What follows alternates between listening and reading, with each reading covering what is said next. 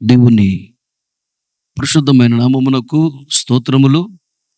ఈ సేవకుల కూడికకు కూడి వచ్చిన దేవుని సేవకులైన మీ అందరికీ ప్రభు పేరట నా హృదయపూర్వకమైన వందనాలు తెలియజేస్తూ ఉన్నా. Praise the lord. హల్లెలూయా. చెప్పాలందరూ గట్టిగా హల్లెలూయా. మరొకసారి గట్టిగా హల్లెలూయా. మంచిది, చాలా సంతోషము. ఒక వాక్య భాగాన్ని మనం చదువుకొని కొద్ది మాటలు ధ్యానించుకొని ఇక్కడ నుండి ఆశీర్వాదకరముగా మనం వెళదాం. చదవండి. సంఖ్యాకాండము 27వ అధ్యాయము 18వ వచనం నుండి 23వ వచనం వరకు చదవగలిగిన చదివి సహాయం చేయండి. అందుకు యెహోవా మోషేతో ఇట్లనెను, నూను కుమారుడైన యెహోషువ ఆత్మ పొందినవాడు. నీవు అతన్ని తీసుకొని అతని మీద నీ చెయ్యి ఉంచి యాజకుడగు ఎలియాజరు ఎదుటను సర్వ సమాజం ఎదుటను అతని నిలువబెట్టి వారి కన్నుల ఎదుట అతనికి ఆజ్ఞయిమ్ము. ఇశ్రాయేలీయుల సర్వ సమాజము అతని మాట వినున్నట్లు అతని మీద నీ ఘనతలో కొంత ఉంచుము. యాజకుడైన ఎలియాజరు ఎదుట అతడు నిలువగా అతడు యెహోవా సన్నిధిని ఊరీము తీర్పు వలన అతని కొరకు విచారింపవలెను. అతడును అతనితో కూడా ఇశ్రాయేలీయులందరూ అనగా సర్వ సమాజము అతని మాట చొప్పున తమ సమస్త కార్యములను జరుపుచుండవలెను. యెహోవా మోషేకు ఆజ్ఞాపించినట్లు అతడు చేసెను. అతడు యెహోషువను తీసుకొని యాజకుడైన ఎలియాజరు ఎదుటను సర్వ సమాజం ఎదుటను అతని నిలువబెట్టి అతని మీద తన చేతులుంచి యెహోవా మోషే ద్వారా ఆజ్ఞాపించినట్లు అతనికి ఆజ్ఞ ఇచ్చెను. అలాగే ఇంకొక వాక్యం ద్వితీయోపదేశ కాండము 33వ అధ్యాయము 28-29 వచనాలు. ఇశ్రాయేలు నిర్భయముగా నివసించును.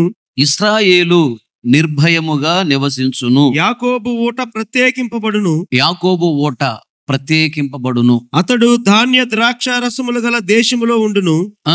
అతనిపై ఆకాశము మంచును కురిపించును. ఇశ్రాయేలు, నీ భాగ్యం ఎంత గొప్పది! యెహోవా రక్షించిన నిన్ను పోలిన వాడెవడు? ఆయన నీకు సహాయకరమైన కేడెము, నీకు ఔన్నత్యమును కలిగించు ఖడ్గము. నీ శత్రువులు నీకు లోబడినట్లుగా వారు వేషం వేయుదురు. నీవు వారి ఉన్నత స్థలములను త్రొక్కుదువు. చాలు. ఈ వాక్య భాగాలను గమనించినట్లయితే చాలా జాగ్రత్తగా నా వైపు చూస్తూ నా మాటలు మీరు గమనించాలి. ఈ వాక్య భాగాన్ని గమనించినట్లయితే సంఖ్యాకాండము 27వ అధ్యాయంలో దైవజనుడైన మోషే గారితో దేవుడు చెప్పాడు యెహోషువను అభిషేకించమని. అలాగే అక్కడ యెహోషువకు ఘనత, అభిషేకం వచ్చింది, అధికారం వచ్చింది, ఆశీర్వాదం వచ్చింది, సంతోషం వచ్చింది, సమాధానం వచ్చింది. సమస్త ఆశీర్వాదాలు ఇంచుమించుగా అక్కడ పొందుకున్నాడు. ఇది ఎక్కడ జరిగింది అంటే ఇశ్రాయేలులు ఐగుప్తుని విడిచిపెట్టి కనానుకు వెళుతున్నప్పుడు పగలు దేవుడు మేఘస్తంభముగాను వారిపైన, రాత్రి వారితో అగ్నిస్తంభముగాను ఉంటూ దేవుడు నడిపించాడు. పైన వెళుతున్నటువంటి మేఘము ఎక్కడ నిలబడుతుందో అక్కడ మేఘము కింద ఇశ్రాయేలీయులు నిలబడేవారు. ఎంతకాలము మేఘం ఉంటే అంతకాలము మేఘము క్రిందే వాళ్ళు ఉండేవాళ్ళు, అక్కడ నివాసం ఏర్పాటు చేసుకొని. మేఘము కదలగానే ఇశ్రాయేలు అక్కడ ఎవరు ఉండకూడదు, ఉంటే శాపం. ఏ పని చేస్తున్నా త్వరగా సర్దుకొని వెంటనే బయలుదేరి వెళ్ళిపోవాలి. మేఘము కదిలితే మేఘంతో పాటు వెళ్ళిపోవాలి, మేఘము ఆగితే మేఘముతో పాటు ఆగాలి ఇశ్రాయేలు. అలా ఆయా ప్రాంతాలలో దేవుడు మేఘము రూపములో ఆకాశంలో ఉండి ఆయన నిలబడి వారిని నిలబెట్టి కొద్ది కాలం అక్కడ కొన్ని విషయాలు వాళ్ళకి నేర్పించి సరిచేసి అలా కనానుకు దేవుడు తీసుకుని వెళ్ళాడు. కనానుకు వెళ్లే ముందు చిట్ట చివర ఎక్కడ వారిని దేవుడు నిలువబెట్టాడు అంటే యోర్దన్ నదికి యువతల షిత్తీము అనేటువంటి లోయలో చాలా కాలము దేవుడు వాళ్ళని అక్కడ ఉంచాడు. వాళ్ళు యోర్దన్ నది యువతలు ఉన్నారు. యోర్దన్ నది దాటితే వాగ్దాన భూమిలోకి వెళ్ళిపోతారు. అది చివరి మజిలీ. షిత్తీము లోయలో ఎక్కువ కాలం వీళ్ళు ఉన్నారు. అయితే ఈ సంఖ్యాకాండము 21వ అధ్యాయం నుండి 33వ అధ్యాయం వరకు ఈ 13 అధ్యాయాలలో జరిగినటువంటి సన్నివేశాలన్నీ కూడా షిత్తీము లోయలో జరిగాయి. ఇది షిత్తీము లోయ. ఈ షిత్తీము లోయలో ఒకటి యెహోషువకు అభిషేకం వచ్చింది, యెహోషువకు ఘనత వచ్చింది, యెహోషువకు అధికారం వచ్చింది, యెహోషువకు ఆశీర్వాదం వచ్చింది, యెహోషువకు సంతోషము సమాధానం వచ్చింది. గొప్ప భాగ్యాన్ని అక్కడ అనుభవించాడు షిత్తీము లోయలో యెహోషువ. అలాగే అట్ ద సేమ్ టైం యెహోషువకు ఎలాగ దీవెన వచ్చిందో అలాగే ఇశ్రాయేలు అందరికీ దీవెన వచ్చింది అక్కడ.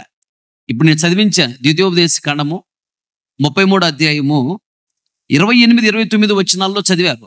ఇది కూడా షిత్తీము లోయలో జరిగిన విషయమే. దైవజనుడు మోషే గారు చనిపోయి మహిమలో ప్రవేశించింది కూడా షిత్తీము లోయలోనే. ఆయన చనిపోయే ముందు యెహోషువను అభిషేకించమని దేవుడు చెప్తాడు. యెహోషువను అభిషేకించాడు. మోషే గారు మహిమలో ప్రవేశించబోతూ ఉన్నాడు కనుక దేవుడు చెప్తాడు ఇశ్రాయేలును ఆశీర్వదించమని చెప్తాడు. అప్పుడు 12 గోత్రాల వారిని, గోత్రానికి ఒక పెద్దన్నాడు కదా, ఆ గోత్రాల వారిని దీవించాడు. ఇది షిత్తీము లోయలోనే జరిగింది. షిత్తీము లోయలో యెహోషువకి ఆశీర్వాదం వచ్చింది, అభిషేకము ఘనత. అలాగే షిత్తీము లోయలోనే ఇశ్రాయేలు అందరికీ ఘనత వచ్చింది, ఇశ్రాయేలు అందరికీ ఆశీర్వాదం వచ్చింది. ఇశ్రాయేలు అందరినీ దేవుడు సరిచేశాడు, చక్కదిద్దాడు. ఆ తరువాతనే వారిని యోర్దాను నది దాటించి కనానుకు దేవుడు తీసుకొని వెళ్ళాడు. అంటే షిత్తీము లోయలో ఇశ్రాయేలులకు దేవుడు చాలా వాగ్దానాలు ఇచ్చాడు. చాలా కాలం అక్కడ ఉన్నారు వాళ్ళు. ఐగుప్తును విడిచిపెట్టి బయలుదేరిన తరువాత కనానికి వెళ్లే ముందు అక్కడక్కడ కొంతకాలం ఉంటా వచ్చారు. కానీ ఈ షిత్తీము లోయలోనే ఎక్కువ కాలం ఉన్నారు వాళ్ళు. ఈ షిత్తీము లోయలో 2 రకాల జనాలు ఉన్నారు. ఒకటి అమోరీయులు, 2 మోయాబీయులు. ఈ 2 రకాల జనాలను కూడా వాళ్ళు జయించుకొని కనాను దేశానికి వెళ్ళారు. షిత్తీము లోయలో ఇశ్రాయేలీయులు అనేక వాగ్దానాలు పొందుకొని ఆశీర్వదించబడ్డారు, అనేక విషయాలు నేర్చుకున్నారు కూడా. తేటగా మాట్లాడే అనేక విషయాలు నేర్పించాడు. షిత్తీము లోయలోనే యెహోషువ కూడా బాగా గణపరచబడ్డాడు. కారణం ఏంటంటే షిత్తీము లోయలో దేవుడు వారిని బాగా సరిచేశాడు. వీళ్ళు బాగా సరి చేసుకున్నంత వరకు కూడా దేవుడు కనానులోకి వెళ్ళని తీసుకెళ్ళలేదు. వాళ్ళు బాగా సరి చేసుకున్న తర్వాతనే కనానులోకి తీసుకుని వెళ్ళాడు. కనాను అనగా వాగ్దాన భూమి, వాగ్దానము. దేవుడు ఒక వాగ్దానం ఇచ్చిన తర్వాత వాగ్దానము నెరవేర్చాలి అంటే దేవుడు ముందు మన వలన బాగా సరి చేస్తాడు, సరి చేసుకోవాలి. బాగా సరి చేసుకున్నప్పుడే మనము వాగ్దాన భూమిలో అడుగు పెట్టగలము. ప్రతి చిన్న విషయాన్ని సరి చేసుకుంటే మనము దేవుని మాటకు లోబడి వాగ్దాన భూమిలోకి తీసుకెళ్తాడు, లేదా వాగ్దానములు నెరవేరుస్తాడు. వాగ్దానములు నెరవేర్చి దేవుడు గొప్పవారిని చేస్తాడు. షిత్తీము లోయలో వారిని ఒక ప్రత్యేకమైన కోణంలో దేవుడు సరిచేశాడు. ఇశ్రాయేలును బాగా సరిచేశాడు. బాగా సరిచేసి ఆ తరువాతనే కనానులోకి తీసుకుని వెళ్ళాడు, యోర్దాను నది దాటించి. అయితే ఈ షిత్తీము లోయలో దేవుడు వీరిని ఎలా సరిచేశాడు? దేవుడు వీరిని సరిచేస్తున్నప్పుడు వీళ్ళు ఎలా తీర్మానం చేసుకున్నారు? ఏంటి వాళ్ళు చేసుకున్న తీర్మానం అంటే, వారు ఎదురుగా అమోరీయులు ఉన్నారు. అమోరీయులు అంటున్నారు, మేము మా దేశంలో కూడా మిమ్మల్ని పొరపాటున కనానికి వెళ్ళనివ్వము అని అడ్డుపడ్డారు. అప్పుడు వీళ్ళు అమోరీయులతో ఒక తీర్మానం చేశారు అక్కడ. అది దేవునికి ఇష్టమైన తీర్మానం. ఏంటి ఆ తీర్మానం అంటే, చదవండి ఇప్పుడు సంఖ్యాకాండ 21వ అధ్యాయం 22వ వచనం. మేము పొలములకైనను ద్రాక్ష తోటలకైనను పోము, బావుల నీళ్లు త్రాగము. మేము నీ పొలిమేర్లను దాటు వరకు రాజమార్గములోనే నడిచిపోదుమని అతనితో చెప్పించిరి. చాలు. వీళ్ళకి ఎదురుగా అక్కడ అమోరీయులు ఉన్నారు. అమోరీయులను దాటితే మోయాబీయులు ఉన్నారు. ఈ 2 రకాల జనాలను జయించిన తర్వాతనే వీళ్ళు కనానుకు వెళ్ళారు. ఇప్పుడు అమోరీయులను దాటి వెళ్ళాలి, అమోరీయులు మా దేశంలో కూడా మిమ్మల్ని రానివ్వము అంటున్నారు. ఇప్పుడు అమోరీయులతో వీళ్ళు తీర్మానం చేస్తున్నారు. అది దేవునికి ఇష్టమైన తీర్మానం. ఎక్కడ జరిగింది ఇదంతా? షిత్తీము అనేటువంటి లోయలో జరిగింది. షిత్తీము అనగా తుమ్మ చెట్లు అని అర్థం. తుమ్మ చెట్టు అనగా మనకు అడవి తుమ్మ చెట్లు కనపడతా ఉంటాయి అక్కడక్కడ, అడవి తుమ్మ చెట్లు. ఈ చెట్టు కాదు అది. తుమ్మ చెట్టు అంటే నల్లదొమ్మ చెట్టుని ఎప్పుడైనా చూసారా? నల్లదొమ్మ చెట్టు దేవుడు చెప్పింది ఇక్కడ. షిత్తీము లోయ అనగా నల్ల తుమ్మ చెట్టు అని అర్థం. దీనికి బైబిల్లో చాలా ప్రాముఖ్యత ఉన్నది. ఎందుకంటే ప్రత్యక్ష గుడారం ఏర్పాటు చేసిన తరువాత దేవుడు ప్రత్యక్ష గుడారములో బలిపీఠాన్ని తయారు చేయమని చెప్పింది తుమ్మ చెట్టుతో తీసినటువంటి చెక్కతోనే బలిపీఠం తయారు చేయమని దేవుడు చెప్పాడు. ఆ పైన ఇత్తడిని పొదగమని చెప్పాడు. లోపల సన్నిధి రొట్టెల బల్ల ఉంటుంది, బల్లను కూడా తుమ్మకర్రతోనే దేవుడు చేయమని చెప్పాడు. అలాగే లోపల ధూపవేదిక ఉంటుంది, ధూపవేదికను కూడా తుమ్మకర్రతోనే చేసి బయట బంగారపు రేగుతో పొదగమని చెప్పాడు. అలాగే అతి పరిశుద్ధ స్థలానికి వెళితే లోపల మందసం ఉంటుంది, మందసాన్ని కూడా తుమ్మ చెక్కతోనే దేవుడు చేయమని చెప్పాడు. చూడు ఎంత విలువిచ్చాడు తుమ్మ చెక్కకి. ఈ తుమ్మ చెక్క దేనికి సాదృశ్యం ఉన్నదంటే మన ప్రాణాత్మ శరీరానికి సాదృశ్యంగా ఉన్నది. దేవునికి స్తోత్రం. నల్లదొమ్మ చెట్టు యొక్క కర్ర చాలా గట్టితనంగా ఉంటుంది. దాని కాయలు ఎలా ఉంటాయంటే పొడుగ్గా ఉంటాయా, కానీ ఇలా రౌండ్గా ఉంటాయి కాయలు. ఆ కాయలలో చాలా ఔషధ గుణాలు ఉన్నాయంట. దాని ఆకులు కూడా చాలా ఔషధ గుణాలు ఉన్నాయి. తుమ్మ చెట్టు యొక్క పైన తాట ఉంటుంది కదా, బెరడు, దానిలో కూడా చాలా ఔషధ గుణాలు ఉన్నాయి. ఆ తెల్ల తుమ్మ చెట్టు యొక్క బెరడు ఉండిద్దే, ఆ పైన ఉన్న బెరడు తోలు అంటారు దాన్ని. ఆ బెరడు తీసి నానబెడతారు. లోకస్తులు దేనా వాడతారంటే సారాయి తయారు చేయడానికి ఉపయోగిస్తారు. అంత మత్తును కలిగించిందంట అది. ఈ తుమ్మ చెట్టుని దేవుడు కోరుకున్నాడు. చదవండి మాటలు. నిర్గమాకాండ 25వ అధ్యాయము 10వ వచనం. తుమ్మ కర్రతో ఒక మందసమును చేయవలెను. ఇదిగో తుమ్మ కర్రతో ఒక మందసమును చేయవలెను. తర్వాత 13వ వచనం. తుమ్మ కర్రతో మోతకర్రలను చేసి, అదుగో తుమ్మ కర్రతో మోతకర్రలను చేసి వాటికి బంగారు రేకులను పొదిగించి వాటితో ఆ మందసమును ఆ మందసాన్ని మోయవలెను. తర్వాత 23వ వచనం. మరియు నీవు తుమ్మ కర్రతో ఒక బల్ల చేయవలెను. అదుగో సన్నిధి రొట్టెల బల్ల కూడా తుమ్మ కర్రతోనే చేయాలి.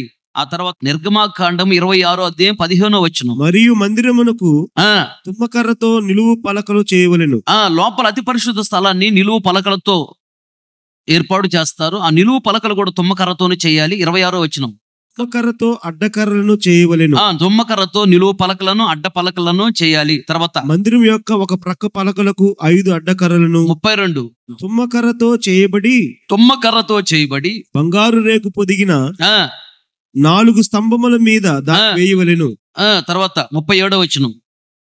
ఆ తెరకు 5 స్తంభములను తుమ్మకర్రతో చేసి వాటికి బంగారు రేకు పొదిగింపవలెను. ఓకే. అలాగే 27వ అధ్యాయము నిర్గమాకాండం 1వ వచనం 6వ వచనం. మరియు 5 మూరల పొడుగు 5 మూరల వెడల్పు గల బలిపీఠమును తుమ్మకర్రతో నీవు చేయవలెను. బలిపీఠమును తుమ్మకర్రతో చేయవలెను. 6వ వచనం. మరియు బలిపీఠం కొరకు మోతకర్రలను చేయవలెను. ఆ మోతకర్రలను తుమ్మకర్రతో చేసి వాటికి ఇత్తడి రేకు పొదిగింపవలెను. చాలు. తలలో పైకెత్తి నా వైపు చూస్తూ నా మాటలు గమనించండి. షిత్తీము లోయలో యెహోషువను దేవుడు అభిషేకించాడు, బాగా గణపరిచాడు. షిత్తీము లోయలో ఇశ్రాయేలును దేవుడు బాగా దీవించాడు, వాగ్దానాలు ఇచ్చి. అయితే షిత్తీము లోయలో వారు బాగా తీర్మానం చేసుకున్నారు. షిత్తీము అనగా తుమ్మ చెట్టుని అర్థం. తుమ్మ చెట్టు అంటే మన జీవితానికి సాదృశ్యంగా ఉన్నది. మన జీవితానికి షిత్తీము లోయలో తీర్మానం చేసుకున్నారు. షిత్తీము లోయలో వారు దీవించబడ్డారు. షిత్తీము లోయ అనే మన జీవితంలో మనం తీర్మానం చేసుకుంటే షిత్తీము లోయ అనే మన జీవితంలో మన ఆశీర్వాదాన్ని అనుభవించగలము. దేవునికి స్తోత్రం. హల్లెలూయా. షిత్తీము లోయలో వారు ఎలా తీర్మానం చేసుకున్నారు అని గమనించినట్లయితే అమోరీయులతో వాళ్ళు తీర్మానం చేసుకుంటున్నారు. అమోరీయుల రాజు సీహోను అనే అమోరీయుల రాజుతో తీర్మానం చేస్తున్నారు. ఎవరు ఈ అమోరీయులు? వీళ్ళకి మూల పురుషుడు ఎవరు? అమ్మాను. మోయాబీలకు మోయాబు మూల పురుషుడు, అమోరీయులకు అమ్మాన్ మూల పురుషుడు. వీళ్ళు ఎవరంటే ఈ లోతు ద్వారా వచ్చినటువంటి అక్రమ సంతానం. ఎంత దరిద్రంగా ఉండిద్దంట ఆ దేశాన్ని. నేను వెళ్ళాను, అమ్మాను వెళ్ళాను, మోయాబీలో ఉన్న దేశానికి వెళ్ళాం. అంత దరిద్రంగా ఉండేది ఆ ఏరియా. యోర్దన్ దాటి కనానులోకి వెళితే కనాను చాలా బాగుండిద్ది, చాలా ఆశ్చర్యకరంగా ఉండిద్ది. కనానులో ఉండేది ఎవరంటే అబ్రహాము సంతానము. ఈ అమోరీయులు మోయాబీలు ఎవరు? లోతు సంతానం.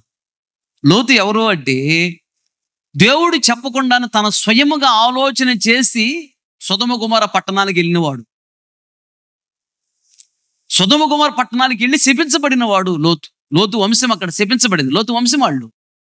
కానీ దేవుని మాటకి లోబడి దేవుని మాట ప్రకారం నడుచుకున్నటువంటి అబ్రహాము సంతానము కనాన్లో ఉన్నారు, చాలా ఆశ్చర్యకరంగా ఉన్నారు.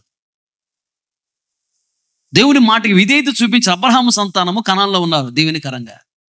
దేవుని మాటకి లోబడలేదు, లోబడకుండా తన సొంతగా వెళ్ళినందుకు లోతు సంతానం చూడు ఎంత శపించబడిందో. అమోరీయులు, మోయాబీలు ఈ రెండు తెగలవారు షిత్తీము లోయలో ఉన్నారు, వాళ్ళు లోతు సంతానం.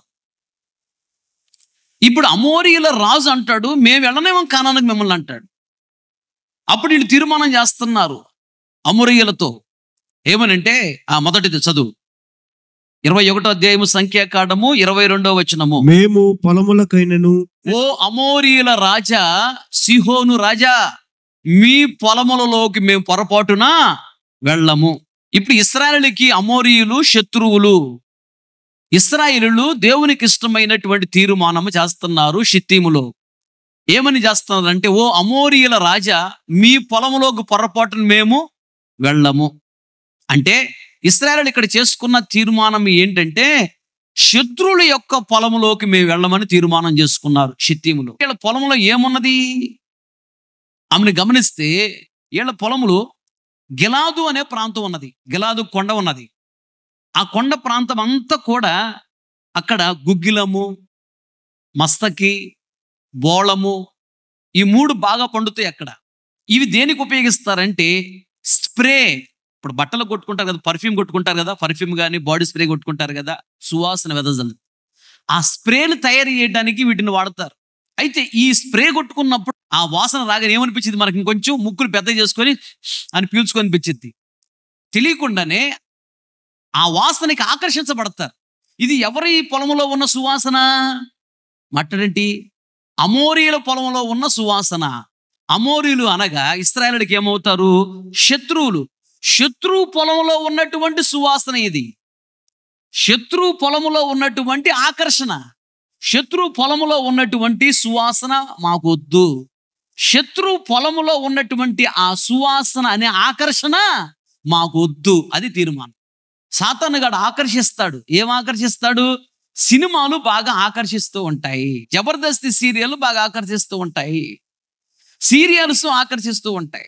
ఇంచుమించుగా సేవకులందరికీ ఇళ్లలో టీవీలు ఉంటాయి సహజంగా, ఎందుకంటే వార్తలు చూడటానికండి అని చెప్తారు.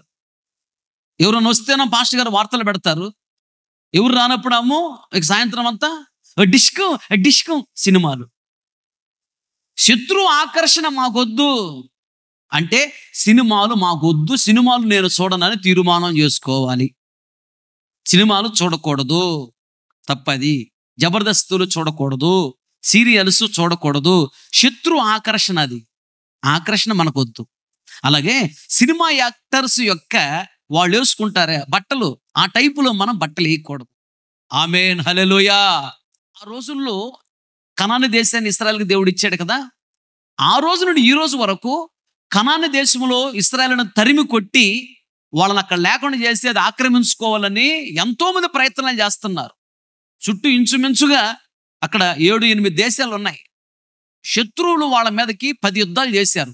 10 యుద్ధాలలో కూడా దేవుడే వారికి తోడై ఉండి వారికే దేవుడు జయాన్ని ఇచ్చాడు. దేవునికి స్తోత్రం. ఆ రోజు జయాన్ని ఇవ్వటమే కాదు, వాగ్దాన భూమిలో చేర్చాడా. అక్కడ లేకుండా చేయాలని ఇశ్రాయేలులను ఎంతో మంది చుట్టుప్రక్కల ముస్లిమ్స్ దేశాలు మొత్తము కూడా వీళ్ళ శత్రువులే, వాళ్ళు అక్కడ లేకుండా చేయాలని చాలా ప్రయత్నం చేస్తున్నారు. మొన్న కూడా బాగా పెద్ద యుద్ధం జరిగింది కదా ఇశ్రాయేలుకి. 10 యుద్ధాలు చేశారు. ఇప్పటికీ ఓటమి ఎరగరు ఇశ్రాయేలులు. వాళ్ళు చాలా తక్కువ సైన్యం ఉన్నప్పుడే మొట్టమొదట ఎక్కువ సైన్యంతో యుద్ధానికి వచ్చారు. వాళ్ళ మీదకి ప్రాణాలకు తెగించి పోరాడారు. దేవుడు వాళ్ళకి జయాన్ని ఇచ్చాడు. ప్రపంచంలోనే దేవుడు వాళ్ళని కనపరిచాడు. చాలా మంది సవాళ్ళు విసిరారు, ఇశ్రాయేలును ప్రపంచ పటంలో లేకుండా చేస్తామని. చేతకాల. దేవుడు వాగ్దానం ఇచ్చాడు, వాగ్దాన భూమిలో చేర్చాడు, వారిని వాగ్దాన భూమిలో గణపరుస్తున్నాడు, వాగ్దాన భూమిలో దీవిస్తున్నాడు, వాగ్దాన భూమిలో వారిని దేవుని రాజ్యానికి సిద్ధపరుస్తున్నాడు, వాగ్దాన భూమిలో స్థిరపరిచాడు. వారికి విరోధంగా లేస్తున్న వాళ్ళని అణిచేస్తున్నాడు, తొక్కేస్తున్నాడు. కారణము వాళ్ళు షిత్తీము లోయలో చేసుకున్న తీర్మానము. షిత్తీము అనేటువంటి మన జీవితంలో కూడా తీర్మానం ఉండాలి. ఒకసారి నువ్వు సేవ అని తీర్మానం చేసుకుని అడుగు పెట్టిన తరువాత సేవ విడిచిపెట్టావా, దేవుడి దృష్టిలో చనిపోయినట్టే. చాలా మంది సేవకులు వస్తుంటారు, సేవకి వచ్చేటప్పుడేమో 50 కిలోమీటర్ స్పీడ్తో వస్తారు సేవకి. సేవ చేస్తాను 100 కిలోమీటర్ స్పీడ్తో సర్దుకుంటారు ఇంటికి వెళ్ళటానికి. సేవలో ఒకసారి అడుగు పెట్టిన తర్వాత సేవ విడిచిపెడితే దేవుడి దృష్టిలో సచ్చినట్టే, వాళ్ళకి పరలోక రాజ్యం లేదు, అగ్నిగుండంలో పడేస్తాడు. ఒకడు సేవ విడిచిపెట్టాడు, ఏదో ఉద్యోగం చేసుకుంటున్నాడు, ఏదో వ్యాపారం చేసుకుంటున్నాడు అంటే వాడితో స్నేహం చేసిన శాపమేనంట. వాడు దేవునికి విరోధి, వాడు అవిధేయుడు.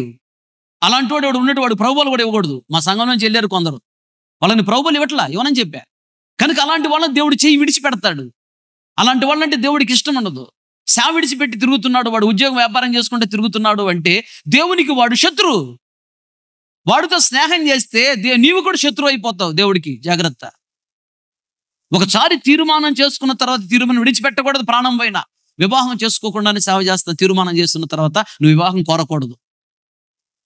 ఏ స్థితిలో దేవుడు నేను పిలిచాడో ఆ స్థితిలో దేవునితో సహవాసము కలిగి ఉండటం నేర్చుకోమన్నాడు. వివాహముకు లేకుండా సేవ చేస్తూ వచ్చిన తర్వాత వివాహం నువ్వు కోరకూడదు. కోరితే తప్పది. వివాహం చేసుకొని సేవకు వచ్చావు భార్యను తీసుకొని, ఆ తర్వాత భార్య చెప్పిన మాట వింటలేదని భార్యను విడిచిపెట్టి నువ్వు సేవ కూడా చేయకూడదు. మళ్ళీ వాస్తవం అది. కనుక విడిచిపెట్టి ఇంకొక దాన్ని చేసుకుంటాను నేను అనకూడదు. మళ్ళీ దేవునితో ఒక తీర్మానం చేసుకున్న తర్వాత తీర్మానంలో నిలబడాలి. తీర్మానం చేసుకున్నారు. షిత్తీములో వాగ్దానాలు ఇచ్చాడు, షిత్తీములో ఇచ్చిన వాగ్దానం నెరవేరుస్తున్నాడు. షిత్తీం అనే మన జీవితాలు దీవించబడాలంటే, షిత్తీం అనే మన జీవితాలు ఆశీర్వదించబడాలంటే, షిత్తీం అనే మన జీవితాలు అభిషేకించబడాలి అంటే, షిత్తీం అనే మన జీవితాలు ఘనపరచబడాలంటే, షిత్తీం అనే మన జీవితాలు దేవునిలో స్థిరపరిచి దేవుని రాజ్యానికి వెళ్ళాలంటే షిత్తీం అనేటువంటి ఈ లోయలో తీర్మానం ఉండాలి. షిత్తీం అనే లోయలో వాళ్ళు తీర్మానం చేస్తున్నారు. శత్రు పొలంలోకి వెళ్ళము. శత్రు పొలంలో ఉన్న సువాసన మాకొద్దు, శత్రు పొలంలో ఉన్న ఆకర్షణ మాకొద్దు. చాలా మంది సేవకులు ఈ దినాలలో. ఒక సేవకుని చూశాను, సెల్ ఫోన్ ఉంటాను అక్కడ తక్కువని ఎందుకో ఆ సెల్ ఫోన్లో ఇయర్ ఫోన్స్ పెట్టుకున్నాడు. ఇయర్ ఫోన్స్ పెట్టుకుని ఏదో చూస్తూ ఉన్నాడు. నేను అప్పుడే లోపలికి వచ్చాను. సినిమా చూస్తున్నాడు. నేను చూశాను, ఒరే బాబు ఏంట్రా సినిమా చూస్తున్నా ఉన్నాను. సేవకుడు కదా నువ్వు సినిమా చూడొచ్చు అంటేను,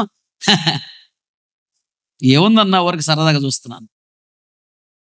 నేను అన్నాను సరదాగా అని చెప్పి రైలు కింద తలపెట్టొచ్చు కదా అన్నాను. చచ్చిపోతున్నాడు. ఇది ఇంకా చచ్చిపోతావురా బాబు, రైలు కింద పెడితే ఒకసారి పోతావు. ఇదనుకో క్రమక్రమం రోజు కొద్ది చచ్చిపోయి ఒకరోజు జీవితం నాశనం అయిపోతాయి. షిత్తీం అనే మన జీవితంలో తీర్మానం ఉండాలి. దేవునికి మాట ఇచ్చిన తర్వాత సేవ చేస్తానని గొంతు కోసినా చచ్చిపోయినా సేవ విడిచిపెట్టకూడదు. నువ్వు లక్షల కోట్ల ఆస్తి ఇస్తానని సేవ విడిచిపెట్టు. సావో రేవో సేవే అంతే. సేవలు అడుగు పెట్టిన తర్వాత ఏసైతే శత్రువులు కాదు. దేవునికి మాట ఇచ్చిన తర్వాత సేవ చేస్తానని సేవలో కష్టాలు వచ్చినాయని, నష్టాలు వచ్చినాయని, ఇబ్బందులు ఎదురైనాయి అని, నిందలు ఎదురైనాయి అని, అవమానం ఎదురైందని, శ్రమలు ఎదురైనాయి అని సేవ విడిచిపెట్టావా నిన్ను దేవుడు విడిచిపెడతాడు. సేవ విడిచిపెట్టకూడదు. రోషంగా చేసుకుంటా ముందుకెళ్తుంటే ఒకరోజు దేవుడు నిన్ను పట్టుకొని పైకి లేపుతాడు. దేవుడు ఆశీర్వదిస్తాడు. దేవుడు అన్నేస్తాడు కాదు. దేవుడు ఘనపరుస్తాడు. దేవుడు నీ స్థితిగతులు మారుస్తాడు. దేవుడు నిన్ను ఆశీర్వదించడం మొదలు పెడితే ఆపటం ప్రపంచంలో ఎవడికి చేత కాదు. నేటికి చెప్పడకూడదు దేవుని ఆమేన్ హల్లెలూయా. నీ దీవెన ఆపటం ఎవడికి చేత కాదు. తీర్మానంలో నిలబడితే దేవుడు వాగ్దానం నెరవేర్చడానికి నీ జీవితంలో నిలబడతాడు, నీ సేవలో నిలబడతాడు ఆయన. ప్రైజ్ ది లార్డ్ హల్లెలూయా. చదవండి, ఆ మాటలు చూపిస్తాను. హెబ్రీయులకు రాసిన పత్రిక 10వ అధ్యాయము 23వ వచనం. వాగ్దానం చేసిన వాడు నమ్మదగిన వాడు గనుక మన నిరీక్షణ విషయమై మన నిరీక్షణ విషయమై మనము ఒప్పుకొనినది మనం ఒప్పుకున్నది అంటే దేవుడితో మనం చేసుకున్న తీర్మానము. మనం ఒప్పుకొనినది నిశ్చలముగా పట్టుకుందు. మనం ఒప్పుకున్నది నిశ్చలముగా పట్టుకుందుము. మనం ఒప్పుకున్నది నిశ్చలముగా పట్టుకోవాలంటే, మనం ఒప్పుకున్నదంటే దేవుడితో మనం చేసుకున్న తీర్మానము. నిశ్చలముగా అంటే చలనము లేకుండా పట్టుకోవాలి, కదలకుండా పట్టుకోవాలి. అంటే మనము దేవుడితో చేసుకున్న తీర్మానములో కదలకుండా స్థిరంగా నిలబడితే అప్పుడు దేవుడు కూడా మన సేవలు నిలబడతాడు వాగ్దానం నెరవేర్చడానికి. కష్టం వచ్చినప్పుడు ఏదన్నా తీర్మానం చేస్తాం. ఏమని? ప్రభువా, ఇక నుంచి బాగా యథార్థంగా సేవ చేస్తా, నమ్మకంగా సేవ చేస్తాను. ఇక సినిమాలు చూడండి ప్రభువా, సీరియల్స్ చూడండి ప్రభువా, ఆ శత్రువు యొక్క ఆకర్షణకి వెళ్ళను ప్రభువా, జబర్దస్తులు చెత్త చెదారం చూడనయ్యా, సినిమా యాక్టర్ అని డ్రెస్ లేను, అలాంటి క్రాపులు నేను చేయించుకోను కానీ మా అబ్బాయి చేపించుకుంటూ చూస్తూ ఉంటానయ్యా మౌనంగా. మీ అబ్బాయి క్రాపు చూడు ఎట్టుందో, సినిమా యాక్టర్ క్రాపు లేకుందేమో. పిల్లల్ని జాగ్రత్తగా పెంచాలి. ఒక ఆమె పాస్టర్మ్మ పూలు పెట్టుకోకూడదు అని చెప్పి కూతురు పెడుతుందంట పూలు. అంటే ఏమో పర్లరాజ్యం పోవాలి, పిల్లలు నరకానికి పోలేము. పిల్లలను కూడా జాగ్రత్తగా పెంచాలి. పిల్లల ద్వారా సేవ నాశనం చేయాలని చూస్తాడు సాతాను గాడు. కనుక తీర్మానము చేసుకున్నప్పుడు దేవుడు వాగ్దానం చేస్తాడు. తీర్మానంలో నిలబడితే వాగ్దానం నెరవేర్చడం నీ సేవలో దేవుడు నిలబడతాడు. తీర్మానాన్ని పక్కన పెడితే వాగ్దానం కూడా పక్కన పెట్టేస్తాడు. తర్వాత చూద్దాంలే అంటాడు. వాగ్దానం చేసిన వాడు నమ్మదగిన దేవుడు, వాగ్దానం నెరవేరుస్తాడు. మన నిరీక్షణ విషయమై ఎదురు చూస్తున్నాం కదా, అదే నిరీక్షణ. ఎదురు చూస్తున్నాం వాగ్దానం నెరవేర్చబడాలని. ఆ నిరీక్షణ విషయమై ఆ వాగ్దానం మన జీవితంలో నెరవేర్చబడాలి అంటే మనం ఒప్పుకున్నది నిశ్చలముగా పట్టుకోవాలి. అంటే మనం చేసుకున్న తీర్మానంలో కదలకుండా నిలబడాలి. ఇప్పుడు నేను ఫ్యాను కింద ఉన్నాను కాబట్టి ఫ్యాను గాలి నా మీదకి వస్తా ఉంది. ఫ్యాను తిరుగుతూ ఉన్నది, నేను ప్రక్కకి వెళ్ళాను అనుకో, ఫ్యాను గాలి నా మీదకి వచ్చిద్దా? ఫ్యాను కిందే నేను స్థిరముగా నిలబడితే ఫ్యాను గాలి నా మీదకి వచ్చిద్ది. ఫ్యాను కింద నేను నిలబడటం అంటే తీర్మానం నిలబడటం, ఫ్యాను గాలి నా మీదకి రావటం అంటే నా వాగ్దానం నెరవేర్చబడటం. ఫ్యాను గాలి నా మీదకి రావాలంటే ఫ్యాను కింద నేను స్థిరంగా ఉండాలి. అటు ఇటు తిరుగుతుంటే రాదు గాలి. స్థిరముగా నిలబడాలి తీర్మానంలో నిలబడితే వాగ్దానములు మన జీవితంలో నెరవేర్చబడతాయని మనం గొప్పవాళ్ళం అవుతామన్న సంగతి సాతానుకు తెలుసు. అందుకని సాతాను గాడు నిన్ను తీర్మానంలో ఉండనివ్వడు. దేవునితో చేసుకున్న తీర్మానం నిలబడితే దేవుడు వాగ్దానం నెరవేర్చి నిన్ను గొప్ప వ్యక్తిగా మారుస్తాడు. నీ సాక్ష్యము ద్వారా అనేక మంది దేవుని యొద్దకు వస్తారని సాతానికి తెలుసు. నిన్ను తీర్మానం నిలబడకుండా చేయాలనే వాడు చాలా ప్రయత్నాలు చేస్తాడు. అందుకని ప్రతిరోజు ప్రార్థనలో మనము దేవుడితో చేసుకున్న తీర్మానాన్ని రెన్యువల్ చేసుకోవాలి. ఉదాహరణకి నిన్న స్నానం చేసాం కదా, ఈరోజు చేయమా? మట్టడేంటి చేస్తామా? చేయమా? చేస్తాం. అలాగే అప్పుడెప్పుడో బాప్తీసం తీసుకున్నాను కదా, తీర్మానం చేసుకొని మళ్ళీ తీర్మానం చేసుకోవాలంటే తీర్మానం చేసుకోవాలి. మళ్ళీ బాప్తీసం తీసుకోవాల్సిన అవసరం లేదు. తీర్మానము రోజు రోజుకు మారుతానే ఉండిద్ది. స్నానం చేసాము, స్నానం అంటేనే తీర్మానం, స్నానం అంటేనే బాప్తిస్మం. బాత్రూంలో స్నానం చేస్తున్నట్టు దేవుడు చూపించాడా? అది తీర్మానం చేసుకో అంటున్నాడు. ఎందుకన్నాడు? ఎప్పుడో తీర్మానం చేసాం కదా, మళ్ళీ కొత్తగా తీర్మానం చేయటం ఏంటి అంటే, నిన్న చేసే ఒక స్నానం ఇప్పుడు చేయట్లేదు. మళ్ళీ తెలియకుండా మురికి వచ్చింది. తెలియకుండానే మురికి వచ్చింది కాబట్టి మీరు స్నానం చేసి బట్టలు కట్టుకొని వచ్చి కూర్చున్నారు కదా, లేచి స్నానం చేయకుండా చేస్తావా? చేయవు. ఇప్పుడే నేను స్నానం చేశాను అంటావు. కానీ రాత్రి చేసావు అనుకో, ఉదయం స్నానం చేస్తావు. అలాగే తీర్మానం చేసావు, తీర్మానం మరలా దూరం అయిపోయింది, తీర్మానం ప్రక్కన పెట్టావు, మరలా తీర్మానం చేయాలి. ప్రతిరోజు ప్రార్థనలో నీ తీర్మానాన్ని దేవుని కాళ్ళ ముందు పెట్టాలి. ప్రభువా, ఇక నుంచి నేను ఇంకా నమ్మకంగా ఉంటా, ఇంకా యథార్థంగా ఉంటా, ఇంకా పరిశుద్ధంగా ఉంటా, నా ప్రాణమే నీ సేవలో ఇస్తా, అంతవరకు నిన్ను విడిచిపెట్టను, నీ సేవని విడిచిపెట్టను, నీ వాక్యాన్ని విడిచిపెట్టను, ఆజ్ఞల మార్గాన్ని విడిచిపెట్టను, నా ప్రాణమే నీ సేవ విడిచిపెట్టను. ఎలా నడిపిస్తా నడుస్తా, నా ప్రాణమే నీ కొరకు పెడతా. ఈ తీర్మానం చేసి సేవలు అడుగు పెట్టాం కదా, ఈ తీర్మానాన్ని ప్రతిరోజు దేవుని పాదాల దగ్గర పెట్టాలి. ఈ తీర్మానం నన్ను స్థిరపరచు ప్రభు అని అడగాలి ప్రతిరోజు. తీర్మానంలో స్థిరపరిచి వాగ్దానంలో నా జీవితంలో నెరవేర్చు ప్రభు అని అడిగితే దేవుడే కృప చూపించి తీర్మానంలో స్థిరపరుస్తాడు, వాగ్దానం నెరవేరుస్తాడు. కనుక చిలంచిలుగా మనం ఆశీర్వదించబడి ఒక గొప్ప స్థితిలోకి వెళ్ళిపోతాం, దేవుడి రాజ్యానికి వెళ్ళిపోతాం. ఆమేన్, హల్లెలూయా. షిత్తీములో ఇశ్రాయేలు తీర్మానం చేసుకున్న తర్వాతనే వాగ్దాన భూమిలోకి అడుగు పెట్టారు. షిత్తీము అనే మన జీవితంలో తీర్మానం రావాలి, అప్పుడే వాగ్దానములు నెరవేర్చబడతాయి. ఒక వ్యక్తికి దీవెన లేదంటే ఇతని తీర్మానాన్ని విడిచిపెట్టడని అర్థం. ఒక వ్యక్తి జీవితంలో దేవుడు ఇచ్చిన వాగ్దానాలు నెరవేర్చబడట్లేదంటే ఇతని తీర్మానాన్ని ప్రక్కన పెట్టడని అర్థం. నువ్వు తీర్మానం నిలబడితే దేవుడు నీకు ఇచ్చిన వాగ్దానం నెరవేర్చి నేను అంచెలంచెలుగా ఆశీర్వదించి గొప్ప చేస్తాడు. తీర్మానానికి వాగ్దానానికి చాలా దగ్గర సంబంధం ఉంది. తీర్మానం చేయాలి, తీర్మానాన్ని నిలబెట్టి నన్ను ఆశీర్వదించిన దేవుడిని అడగాలి. తీర్మానం నిలబడటానికి ప్రయత్నం చేయాలి బాగా. ఇశ్రాయేలు చేస్తున్నారు తీర్మానం ఏమని? శత్రు యొక్క పొలాల్లోకి మేము వెళ్ళము. శత్రు పొలాలు ఏముంది? శత్రు పొలంలో ఆకర్షణ ఉంది. ఆ శత్రు పొలంలోకి మేము వెళ్ళాం. ఆ శత్రువు యొక్క ఆకర్షణలోకి మేము వెళ్ళాం. మన శత్రువైన సాతాను ఆకర్షణలోకి మనము వెళ్ళకూడదు. వాడు ఆకర్షిస్తూ ఉంటాడు. ఒకటి. ఆ రెండో తీర్మానం ఏంటంట? చదువు. సంఖ్యాకాండం 21-22 మేము పొలములకైనను ద్రాక్ష తోటలకైనను పోము. ద్రాక్ష తోటలోకి వెళ్ళము. అది తీర్మానం. షిత్తీములో ఇశ్రాయేలు తీర్మానం చేసుకున్న తర్వాత వాగ్దాన భూమిని అడుగు పెట్టారు. అమోరీయులతో తీర్మానం చేస్తున్నారు. శత్రువుతో, శత్రువా, నీ ద్రాక్ష తోటలోకి మేము రాము. మన శత్రువు అయినటువంటి సాతానుగాడితో తీర్మానం చేయ, రే సైతానుగా, నీ ద్రాక్ష తోటలోకి నేను రాను అని. ఏంటి ద్రాక్ష? మనకు బాగా తెలుసు. నోవహు ఓడలో నుంచి బయటకు వచ్చిన తర్వాత ద్రాక్ష తోట వేసి ద్రాక్ష రసము తాగి ఏమయ్యాడంట? మత్తుడయ్యాడంట. ద్రాక్ష రసము మత్తుకు సాదృశ్యం. అమోరీయుల యొక్క ద్రాక్ష తోటలోకి మేము వెళ్ళము అంటే శత్రువుల యొక్క మత్తులోకి మేము వెళ్ళము. అది తీర్మానం. శక్తిమని మన జీవితంలో ఈ తీర్మానం ఉండాలి. శత్రువైన సాతానుగాడి యొక్క మత్తులోకి మేము వెళ్ళము. ఏంటి మత్తు?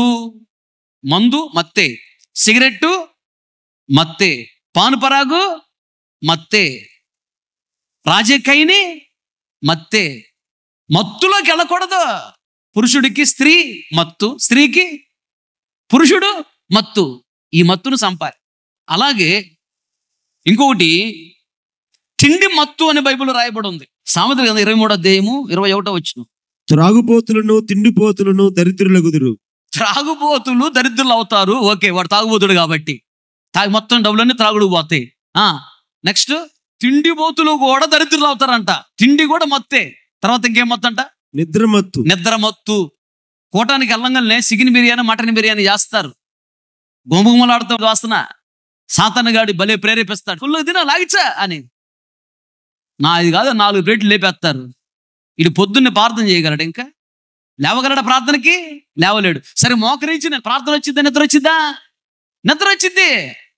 బోర్లకు మంచం మీద డైరెక్షన్ మీద పడి తలకాయ బొబ్బలు పడతా ఉంటాయి.